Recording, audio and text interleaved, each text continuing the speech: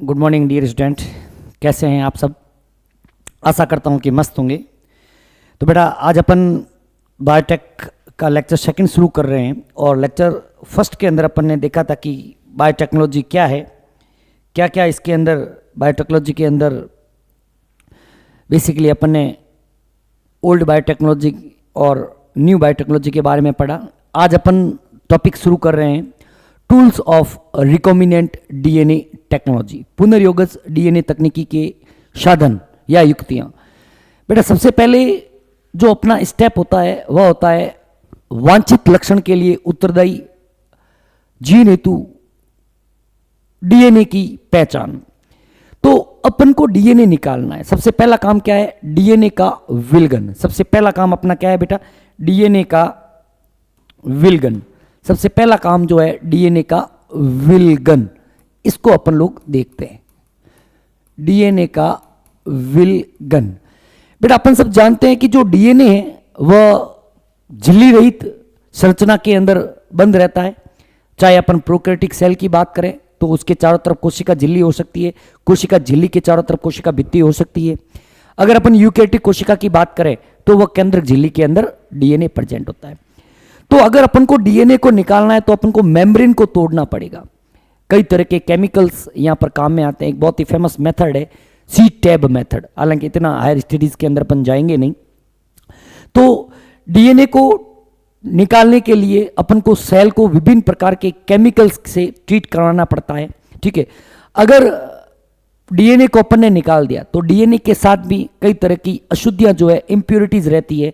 RNA की impurities रहती है, प्रोटीन की इंप्योरिटीज रहती है, लिपिड की इंप्योरिटीज रहती है, कार्बोहाइड्रेट की इंप्योरिटीज रहती है, उनको भी दूर करना पड़ता है।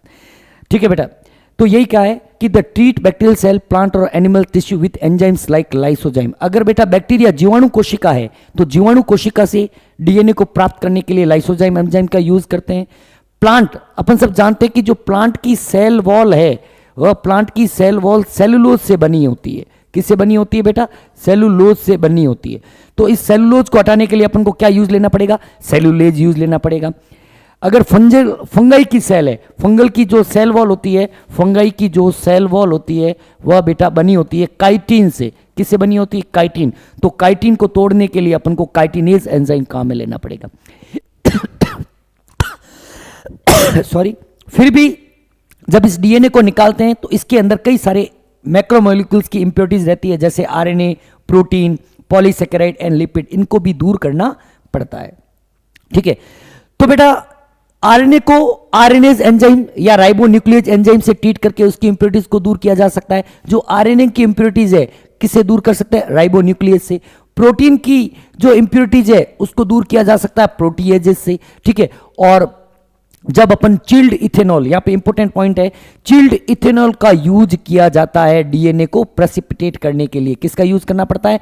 चिल्ड, अति शीत एल्कोहल, अति शीत इथेनॉल का उपयोग, एथेनॉल का उपयोग करते हैं।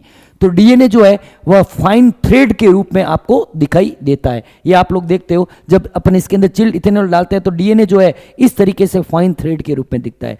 यहां पे बेटा एक बहुत ही इंपॉर्टेंट क्वेश्चन है, ध्यान रखिएगा कि जो सेपरेटेड डीएनए है उसको अपन स्पूलिंग प्रोसेस से, किससे बेटा? ये जो प्रोसेस होता है स्पूलिंग, एक मतलब जो थ्रेड लाइक जो प्रेसिपिटेट बना उसको स्पूलिंग प्रोसेस से क्या करते हैं? ऑब्टेन्ड किया जाता है। स्पूलिंग इंपॉर्टेंट है, ध्यान रखना। स्पूलिंग प्रोसेस से डीएनए को ऑब्टेन करते हैं।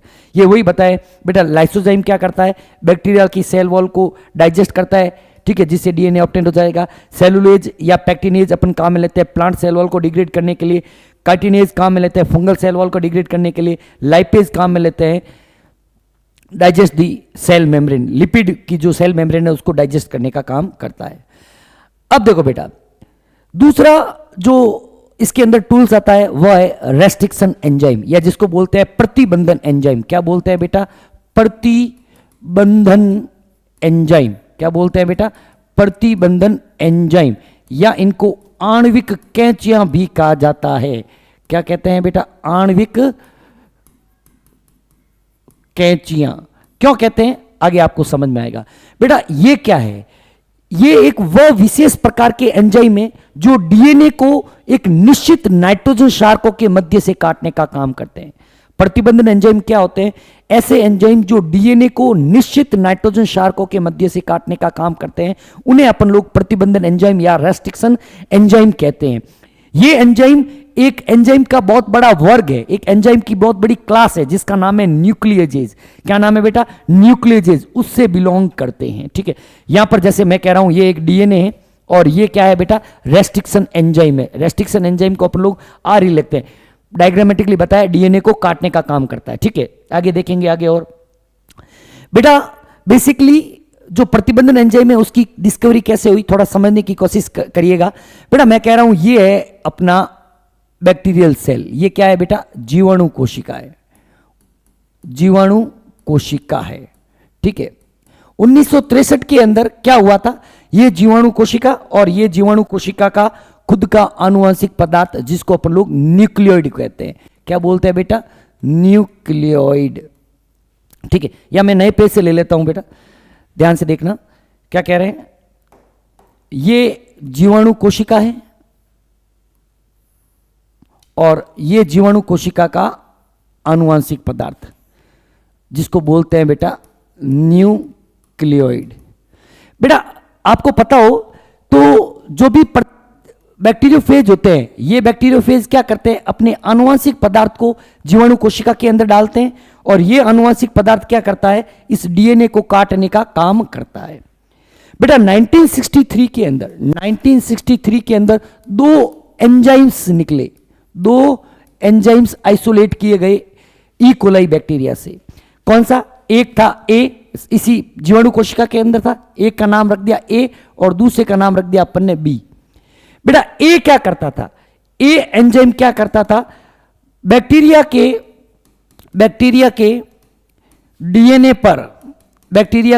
डीएनए पर मैथिल ग्रुप जोड़ता था, मैथिल ग्रुप जोड़ता था। ठीक है, और बी एंजाइम क्या करता था? बी एंजाइम जीवाणु भोजी के डीएनए को काटने का काम करता था। ठीक है, इसी बी एंजाइम को बाद में क्या कहा गया? इसी बी एंजाइम को कहा गया रेस्ट्रिक्शन एंजाइम। क्या कहा गया बेटा? Restriction enzyme. ध्यान से सुनना, 1963 के अंदर बेटा एक मैकेनिज्म है जीवाणु के अंदर, जीवाणु कोशिका के अंदर 1963 के अंदर दो एंजाइम निकाले गए, एक जो डीएनए को काटता है, दूसरा खुद के डीएनए के ऊपर मैथिल ग्रुप को जोड़ता है। क्या हुआ बेटा? अपन सब जानते हैं कि जब जीवाणु कोशिका के ऊपर जीवाणु भोजी का आक्रमण होता है, संक्रमण होता है, तो जीवाणु भोजी अपने आनुवंशिक पदार्थ को जीवाणु कोशिका में डाल देते हैं। यह आनुवंशिक पदार्थ फिर आगे पूरी प्रक्रिया करता है, वो इस चैप्टर के अंदर नहीं पढ़ेंगे अपन। तो ये दो एंजाइम थे, एक का नाम ए, दूसरे का नाम रख दिया बी। ए क्या करता है? ए एंजाइम क्या करेगा? इस डीएनए के ऊपर मैथिल ग्रुप को जोड़ देगा। Now it is not DNA, it is what? It is methylated DNA. इसको क्या बोलेंगे बेटा? मिथाइलेटेड डीएनए बोलेंगे। जब एक एंजाइम ने उसी जीवाणु के डीएनए के ऊपर मैथिल ग्रुप जोड़ दिया, अब डीएनए नहीं रहा, वह क्या बन गया बेटा? मैथाइलेटेड डीएनए बन गया। दूसरा एंजाइम क्या कर रहा है? इसके अंदर जो जीवाणु भोजी का डीएनए आया उसको काटने का काम कर रहा है। बेटा इन दोनों एंजाइम के कारण क्या हुआ? इन दोनों एंजाइम के कारण दो काम हुए। एक तो जीवाणु भोजी का डीएनए कट गया, इसने जीवाणु भोजी के डीएनए को काट दिया, जिसको अपन लोग प्रतिबंधन एंजाइम कहेंगे। दूसरे ने क्या किया? दूसरे एंजाइम ने खुद के डीएनए के साथ मैथाइल ग्रुप जोड़ दिया, जिसकी वजह से बी जो है, इसकी वजह से क्या होगा? बी ए को आइडेंटिफाई नहीं कर पाएगा, नो आइडेंटिफाई। इसकी वजह से वह उसका खुद का डीएनए जो होता है बचा हुआ रहता है। तो एनसीईआरटी ने यही कहा है कि इन 1963 two enzymes responsible for restricting the growth of bacteriophage in E. coli were isolated. One enzyme added methyl group to DNA, the other restriction endonuclease cut the DNA. ठीक है बेटा, प्रतिबंधन एंजाइम जीवाणु कोशिकाओं से प्राप्त होते हैं। अब तक लगभग 900 प्रतिबंधन एंजाइम को विलगित किया जा चुका है। अब तक लगभग कितने? 900 प्रतिबंधन एंजाइम को विलगित किया जा चुका है। कितने? लगभग 230 प्रभेदों से। 230 प्रभेद जीवाणुओं के उसमें से 900 जो है प्रतिबंधन एंजाइम को प्राप्त किया जा चुका है। 230 प्रभेदों से लगभग 900 प्रतिबंधन एंजाइम को प्राप्त किया जा चुका है। डेटा है, ध्यान रखना है, एंजाइम प्राप्त किए जा चुके हैं। आगे बढ़ते हैं बेटा। बेटा देखो, एंजाइम का जो प्रतिबंधन एंजाइम का नामकरण है वो कुछ विशेष नियमों के तहत किया जाता है। यूं नहीं है जैसा मन में आए वैसा कर लेंगे, नहीं। अपन सब जानते हैं कि जो प्रतिबंधन एंजाइम होते हैं, ये प्रतिबंधन एंजाइम अपन को जीवाणु कोशिकाओं से प्राप्त होते हैं, और जीवाणु का हर एक का एक कुछ न कुछ वैज्ञानिक नाम होता है। तो हमेशा ध्यान रखना, जो फर्स्ट लेटर होता है वह किसको इंडिकेट करता है? जीनस, जिससे उसको ऑब्टेन किया गया है। जैसे यहां पर एक प्रतिबंधन एंजाइम है EcoR1, बहुत ही फेमस प्रतिबंधन एंजाइम है EcoR1। इसके अंदर पहला ई जो है वह उस जीनस का नाम है जिससे इसको ऑब्टेन किया गया है। यह EcoRI किससे ऑब्टेन करते हैं? ये बेटा ई कोलाई जीवाणु का RY13 जो प्रभेद है उससे प्राप्त किया गया है। किससे? ई कोलाई RY प्रभेद। इसके अंदर जो फर्स्ट लेटर है ई का मतलब क्या है? जीनस। जीनस कौन सा है बेटा? ये जीनस है बेटा जीनस कौन सा है? एसेरेकिया। ठीक है, जीनस है एसेरेकिया। अगले दो letter, second two letters indicate the species of prokaryotic cell from which the particular enzyme is isolated. अगला जो दो है वह उसके जाति का नाम है। क्या है बेटा? जाति। पहला क्या है बेटा? पहला तो है वंश का नाम, दूसरा है जाति। स्पीसीज कौन सी हो जाएगी? यहां पर स्पीसीज हो जाएगी बेटा कोलाई। कौन सी हो जाएगी? कोलाई। अगला लेटर उसके प्रभेद को, आर अगला जो किसको बताएगा बेटा? प्रभेद को बताएगा। यहां पर आर का मतलब है रफ स्ट्रेन। क्या है बेटा? Rough strain. और अगला जो है यह जो रोमन अंक है, रोमन अंक किसको बताता है बेटा? उसके प्रतिबंधन एंजाइम के क्रम को बताता है। उस बैक्टीरिया से अपन ने किस क्रम के अंदर इस प्रतिबंधन एंजाइम को विलगित किया गया उसको बताते हैं। क्लियर है बेटा? आगे की तरफ बढ़ते हैं बेटा। प्रतिबंधन एंजाइम बेसिकली दो तरीके के होते हैं। एक होता है एक्सोन्यूक्लियस, एक का नाम है बेटा एक्सोन्यूक्लियस।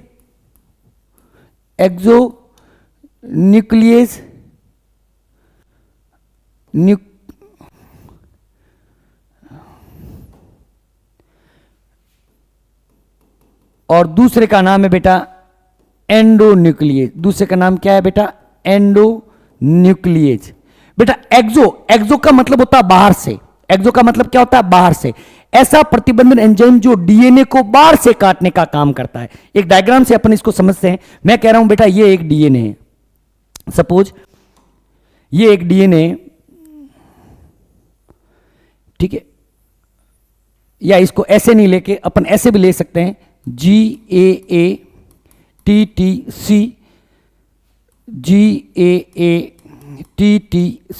ये 5 डैश, ये 3 डैश, ये 5 डैश, ये 3 डैश।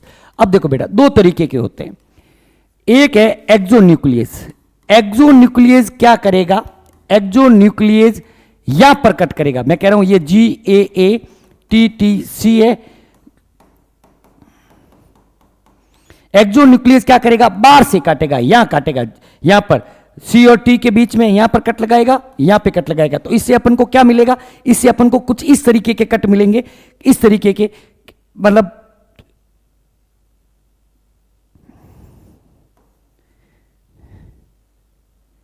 GC, ठीक है, GC और AATTC ये अलग हो सकता है, TTAACG। जबकि दूसरा होता है बेटा जिसको बोलते हैं एंडोन्यूक्लियेज, जो बीच में से कट लगाएगा, GAATTC, GAATTC यहां पे कट लगाएगा, जिससे अपन को GCTTAA और AATTCG इस तरीके के अपन को दो एक्सोन्यूक्लियस जो प्रतिबंधन एंजाइम डीएनए को बाहरी सिरों से काटने का काम करते हैं, एंडोन्यूक्लियस जो अंदर से काटेंगे। डायग्राम से और देख लो बेटा, एक्सोन्यूक्लियस क्या करते हैं, they remove the nucleotide from the ends of the DNA, बाहर से काटने का काम करते हैं, जबकि they cut the specific position within the DNA, वो किसका काम है, एंडोन्यूक्लियस का। ये देखो बेटा, एक ध्यान से देखना, ये एक डीएनए है जिसकी सीक्वेंस दे रखी GAATTC, इसकी सीक्वेंस उल्टी अपोजिट हो जाएगी। ये वेक्टर डीएनए, वाघ का डीएनए, तो इसको अपन ने इको आरआई से काटा, तो इको आरआई हमेशा G और A के बीच में कट लगाता है। कहां पे कट लगाता है बेटा, G और A के बीच में। तो यहां पर जो बैंड मिलते हैं, इन बैंड को क्या बोलते हैं बेटा, स्टिकी एंड बोलते हैं। क्या बोलते हैं, स्टिकी एंड, चिपचिपे सिरे बोलते हैं, चिपचिपे सिरे, चिपचिपे सिरे। क्यों बोलते हैं, क्योंकि ये हाइड्रोजन बॉन्ड आपस में बना देंगे, जब लाइकेज का हाइड्रोजन बॉन्ड क्या लाइगेज एंजाइम के कारण आपस में वापस चिपक जाएंगे। आगे देखते हैं बेटा, ठीक है बेटा। जो सबसे पहला जो एंडोन्यूक्लियस खोजा गया था वह था हिंड सेकंड। कौन सा था बेटा, हिंड सेकंड सबसे पहला खोजा गया, सबसे सर्वप्रथम विलगित प्रतिबंधन एंजाइम था, सर्वप्रथम विलगित आरी प्रतिबंधन एंजाइम था। It cut DNA by recognising specific sequence of 6 base pair. ये कैसा है बेटा, 6 क्षार युग्म को पहचान करता है, क्षार युग्म की पहचान करता है। अब देखना बेटा, अब यहां पर आती है दो टर्म, एक का नाम है रिकॉग्निशन सीक्वेंस और एक का नाम है पैलिंड्रोमिक सीक्वेंस। एक तो है बेटा रिकॉग्निशन सीक्वेंस, रिकॉग्निशन सीक्वेंस, ठीक है बेटा। एक्चुअली क्या करता है, प्रतिबंधन एंजाइम जब भी किसी डीएनए को काटने के लिए काम में आता है तो सबसे पहले उस डीएनए के ऊपर जाकर चिपक जाएगा। ये कह रहा हूं डीएनए है और डीएनए के ऊपर सपोज मैं कह रहा हूं ये प्रतिबंधन एंजाइम है, दैट माउस इज अ प्रतिबंधन एंजाइम। तो ये प्रतिबंधन एंजाइम क्या करेगा, सबसे पहले इस डीएनए के ऊपर चिपकेगा और इसकी लेंथ को पहले रीड आउट करेगा, इसकी लेंथ को क्या करेगा, रीड आउट करेगा। और जब इस प्रतिबंधन एंजाइम को जो पर्टिकुलर सीक्वेंस चाहिए वह सीक्वेंस मिल जाती है तो फिर ये काटने का काम करता है। तो वह सीक्वेंस क्या कहलाती है, उसी सीक्वेंस को अपन लोग बोलते हैं recognition sequence. The sequence at which the DNA at which the restriction enzyme binds on DNA for its action is called as recognition sequence. क्या बोलते हैं इसको, रिकॉग्निशन सीक्वेंस, ठीक है। आगे देखो बेटा, जब रेस्ट्रिक्शन एंडोन्यूक्लियस जो रिकॉग्नाइज करते हैं हमेशा एक स्पेसिफिक पैलिंड्रोमिक सीक्वेंस को, किसको करते हैं, पैलिंड्रोमिक सीक्वेंस। ये भी इंपॉर्टेंट है बेटा, ध्यान रखना कि पैलिंड्रोमिक सीक्वेंस क्या होती है, ध्यान से देखना बेटा, पैलिंड्रोमिक सीक्वेंस क्या होती है। पैलिंड्रोमिक सीक्वेंस, पैलिंड्रोमिक सीक्वेंस बेटा, मैं 2-3 सीक्वेंस लिख रहा हूं, उसको थोड़ा ध्यान से पढ़ने की कोशिश करते हैं, या मैं नए पेज पे ले लेता हूं। पैलिंड्रोमिक सीक्वेंस, ध्यान से देखिएगा बेटा, क्या होती है पैलिंड्रोमिक सीक्वेंस। पैलिंड्रोमिक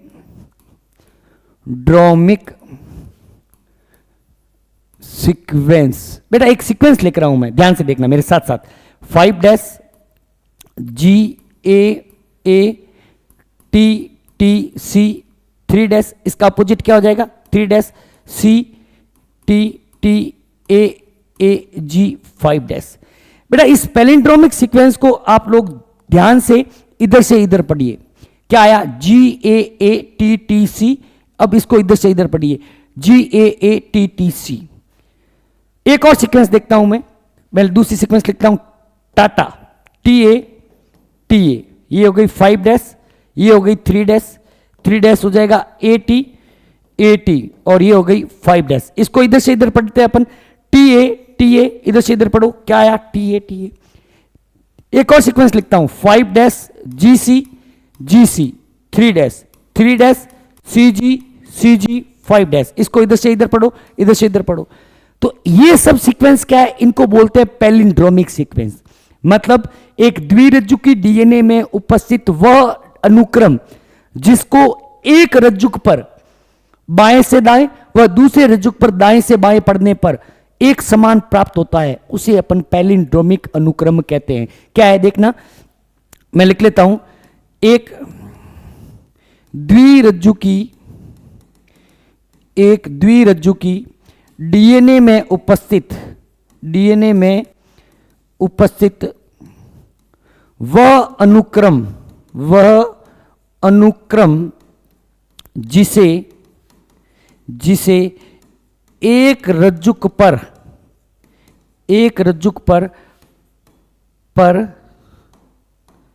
बाएं से दाएं व दूसरे रज्जुक पर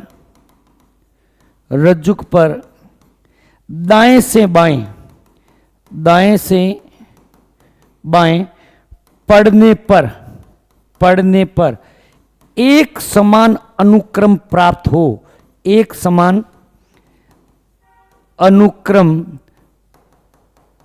प्राप्त हो तो उसे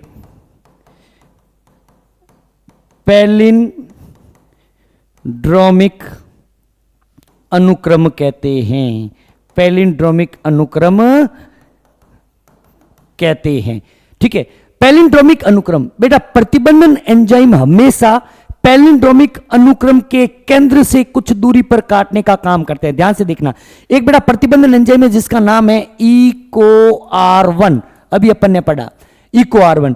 ये देखना कहां पे कैसे कट करेगा। ये 5' है, GAATTC, ये 3', ये इसका रिकॉग्निशन सीक्वेंस होता है। 6 बेस पेयर कटर है बेटा, 3' CTTAAG 5'। ये इसका, इस पूरी को अपन लोग बोलते हैं, क्या बोलेंगे, इस पूरे को अपन बोलते हैं recognition sequence. 6 base pair cutter होता है। ये कैसा होता है बेटा, 6 बेस पेयर कटर। ऐसे कई सारे होते हैं, कोई 4 बेस पेयर कटर होता है, कोई 8 बेस पेयर, ये 6 बेस पेयर कटर है। तो ये एक पैलिंड्रोमिक सीक्वेंस है। तो ये क्या करेगा, EcoR1 जो होता है वो हमेशा कट लगाता है G और A के बीच में। इसका सेंटर तो ये रहा, इसका सेंटर ये रहा, तो इसके केंद्र से कुछ दूरी पर कट लगाते हैं। प्रतिबंधन एंजाइम पैलिंड्रोमिक अनुक्रम के केंद्र से, इंपोर्टेंट लाइन है, ध्यान से लिख लेना कि प्रतिबंधन एंजाइम पैलिंड्रोमिक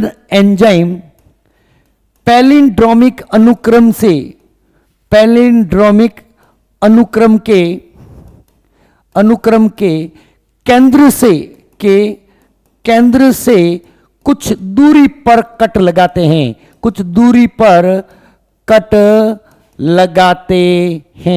ठीक है। Is that clear?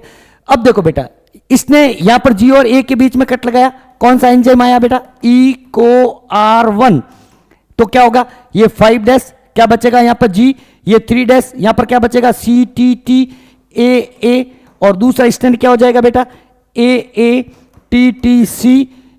ठीक है, ये 3' और यहां पे बच गया 5'। ठीक है, तो इस यहां पर जो है ये खाली जगह बच गई, इसको बोला जाता है बेटा स्टिकी एंड्स। क्या बोलते हैं बेटा, स्टिकी एंड्स।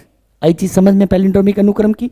वापस देखना बेटा, क्या वो स्टेटमेंट कह रहा है कि restriction endonuclease recognize a specific palindromic nucleotide sequence. It is a sequence of base pair that read the same on two strand in 5' to 3' direction and in 3' to 5'। तो वही है बेटा, इसको इधर से इधर पढ़ो GAATTC, इधर से इधर पढ़ो GAATTC। और भी कई सारी सीक्वेंस है, जैसे मैंने कह दिया टाटा, ठीक है, 5' 3'।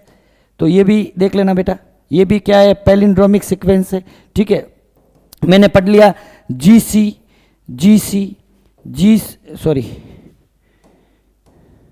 ये हो गया GC, ये 5', 3', 5', 3'। ये भी क्या है बेटा, पैलिंड्रोमिक सीक्वेंस है। आगे बढ़ते हैं बेटा।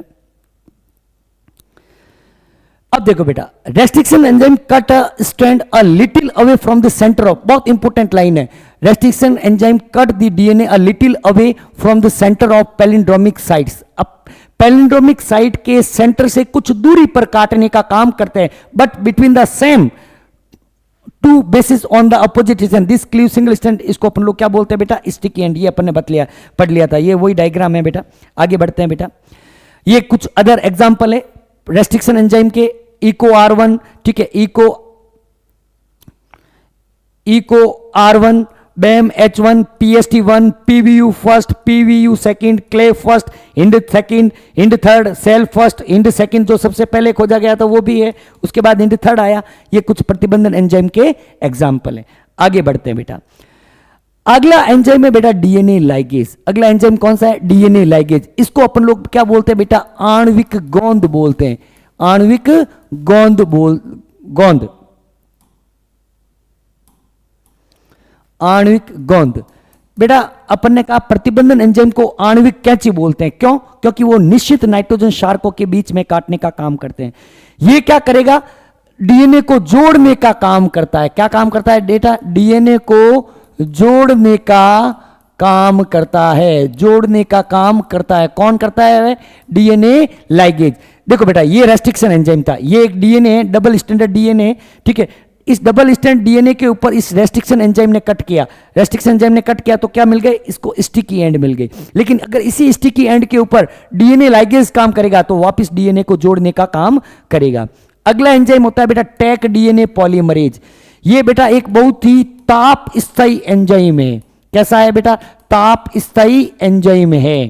ताप स्थायी एंजाइम, बहुत ही ताप स्थायी एंजाइम है जो उच्च ताप पर भी नष्ट नहीं होता। इसको अपन लोग काम करते हैं बेटा पीसीआर के अंदर काम में आएगा, डिटेल में पढ़ाऊंगा आगे। और इसको एक जीवाणु कोशिका से प्राप्त करते हैं जिसका नाम है थर्मस एक्वेटिकस। थर्मस एक्वेटिकस जीवाणु से यह प्राप्त होता है। अगला enzyme reverse transcriptase. Reverse transcriptase क्या है बेटा? यह रिवर्स ट्रांसक्रिप्शन, रिवर्स या जिसको अपन लोग प्रति अनुलेखन कहते हैं, प्रति अनुलेखन क्रिया के अंदर काम में आता है। कहां पे काम आता है? प्रति अनुलेखन। एक और बात इसके बारे में अपन कर लेते हैं कि ये जो एंजाइम होता है यह आरएनए डिपेंडेंट डीएनए पॉलीमरेज है। क्या है बेटा? आरएनए डिपेंडेंट डीएनए पॉलीमरेज है। आरएनए से डीएनए का निर्माण करता है। क्या करता है बेटा? आरएनए से डीएनए का निर्माण करता है। आरएनए से डीएनए का निर्माण करता है। इज दैट क्लियर बेटा? आगे बढ़े, आगे बढ़ते हैं बेटा।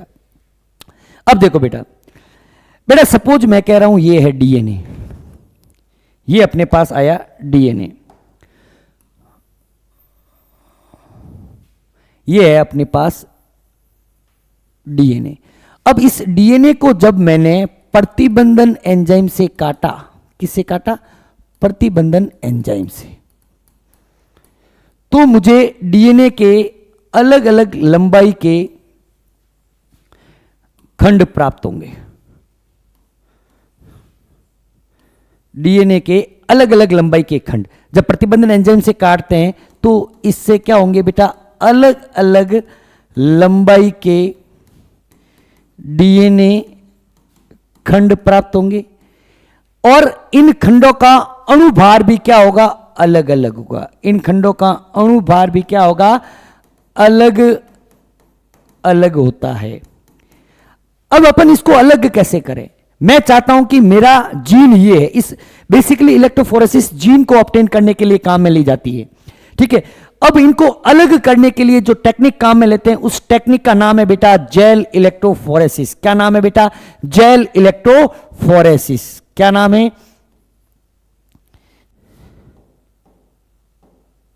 इस टेक्निक का नाम है बेटा jail electrophoresis. Gel electrophoresis, gel electrophoresis, ठीक है। इसके अंदर क्या करते हैं बेटा?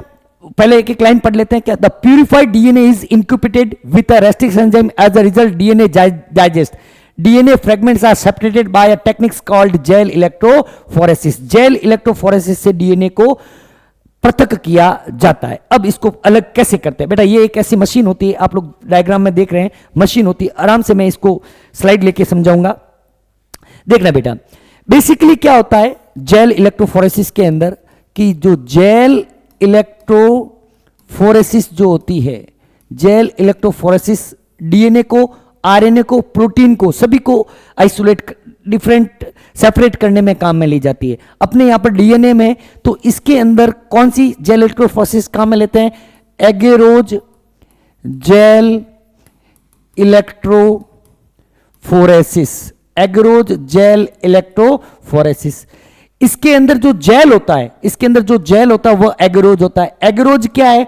एगेरोज बेटा एगार एगार का शुद्धतम रूप है, एगार एगार का शुद्धतम रूप है। ये एगार एगार का सोर्स क्या है?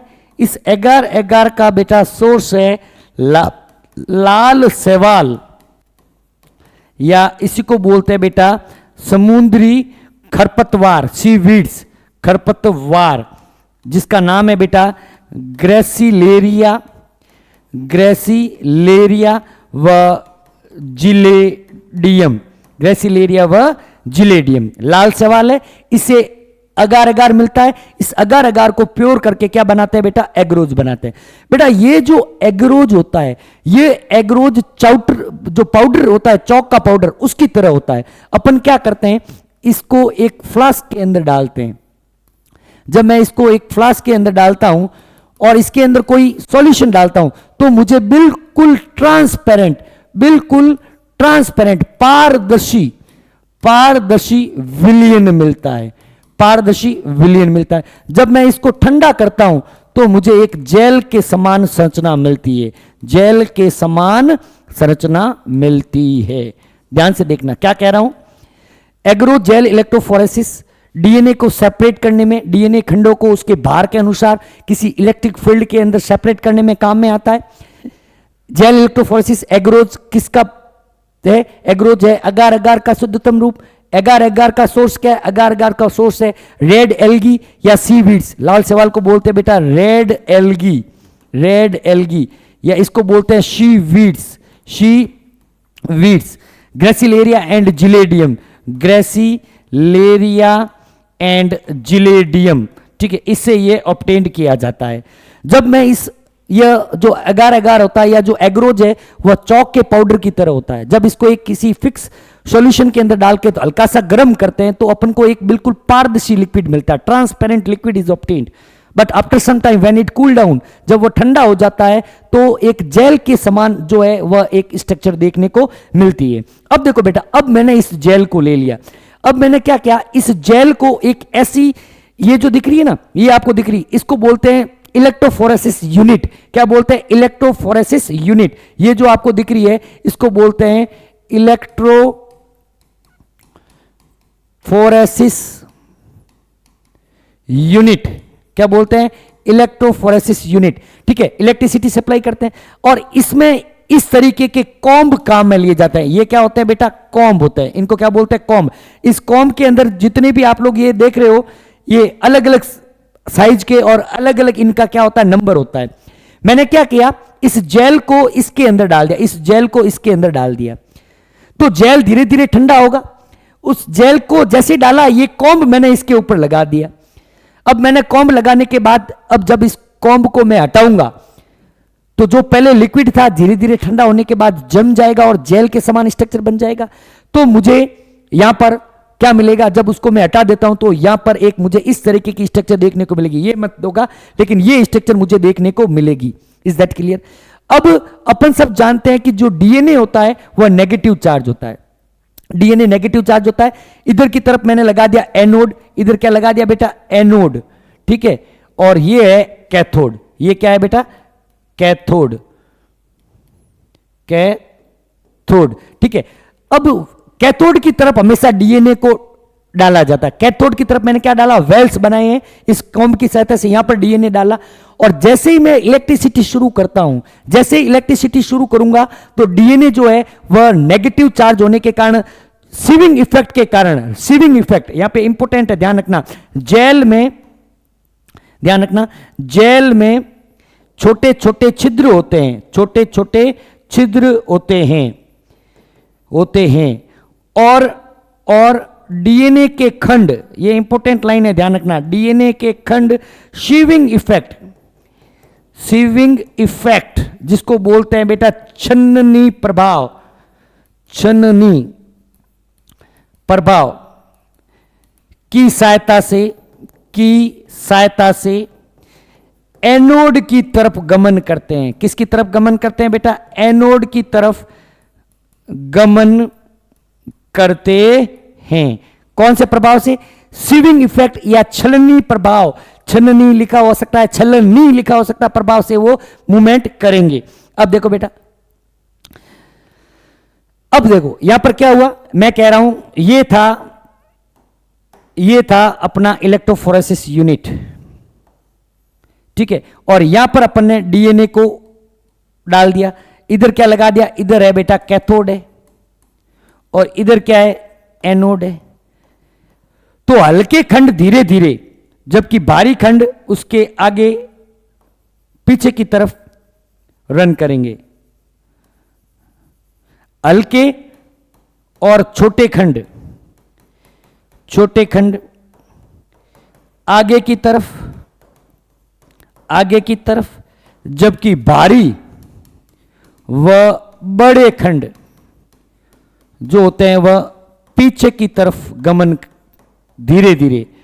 ये तो हल्के खंड तेजी से करेंगे और भारी खंड जो होता है वह धीरे धीरे पीछे की तरफ जो है वह गमन करते हैं, ठीक है। यही लिखा कि smaller size fragment move further, the process is repeated with the vector. ये का ये काम जो है वो वेक्टर डीएनए के साथ करते हैं। डीएनए के ऊपर नेगेटिव चार्ज होता है।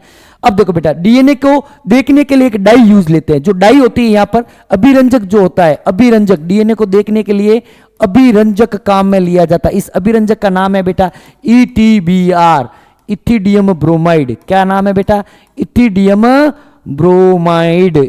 ब्रोमाइड। और जब इसको अल्ट्रा वायलेट रेडिएशन के अंदर, पराबैंगनी प्रकाश के अंदर डीएनए को देखा जाता है, पराबैंगनी प्रकाश के अंदर, तो अपन को जो डीएनए जो है, डीएनए कुछ इस तरीके का जो है अपन को दिखाई देता है, ब्राइट ऑरेंज कलर का। किस कलर का दिखता है बेटा, ब्राइट ऑरेंज कलर के अपन को डीएनए के फ्रेगमेंट, ये जो दिख रहे हैं ना, it is what, it is a DNA. अब मुझे बताओ, अब जब अपन को ये डीएनए दिख गया तो अपन को पता चल जाता है कि एक बहुत बड़ी टेक्निक होती है, मार्कर को यूज लेके अपन पता कर सकते हैं कि इस डीएनए में से कौन अपना जीन है। तो चाकू की सहायता से इस जेल में से उस डीएनए को काट कर अलग कर दिया जाता है। चाकू की सहायता से यह जो प्रोसेस है, चाकू की सहायता से डीएनए को काट कर निकाल दिया जाता है, निकालना। और इस प्रोसेस को बोलते हैं बेटा शालन। क्या बोलते हैं बेटा, शालन। क्या होता है, शालन। This is called as elution. इसको क्या बोलते हैं, इल्यूजन बोलते हैं। The cut of gene of interest from source DNA and cut factor are mixed. ये काम बेटा किसके साथ करते हैं, वाहक डीएनए के साथ करते हैं। फिर दोनों डीएनए को आपस में क्या कर दिया जाता है, जोड़ दिया जाता है। ठीक है बेटा, आज की क्लास में इतना ही। नेक्स्ट आगे अपन इसके बाद बायोटेक का जो लेक्चर 3 है उसके बाद अपन उसको डिस्कस करेंगे। Thank you very much.